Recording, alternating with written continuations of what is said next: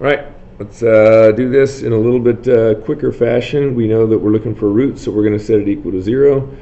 We already have the zeros here. If we factor two numbers that multiply together to get -3 but add together to get +2, it's going to have to be a +3 and a -1.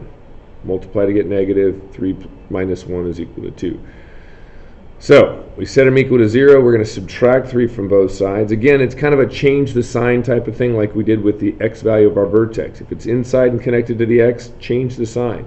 We have a -1 here. It's a +1 as our root.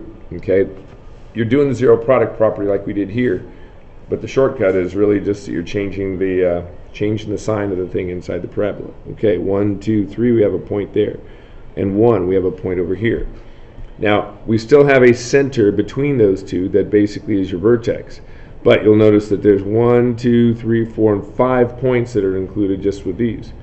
So my -3 can be all the way over here, and my +1 can be there. Okay? Those guys right there are our zeros, or our roots. Okay? -2, -1, and 0, you kind of set it up that way. That -1 in the middle is where our vertex is going to be. All right? Also, another side note here, this -3, that tells you your y-intercept. 1, 2, 3. If we're looking for points, that's one possibility in terms of setting this thing up, and that'll also remind you, yeah, that 3 stair step is right there. Then you're going to go down 1 and over 1, then you're going to go up 1 and over 1, then back up 3 and over 1. The stair step approach will continue to work, and I think it's a very good option.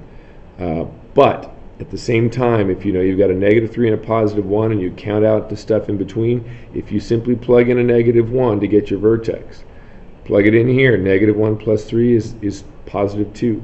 -1 minus 1 is a -2. Okay?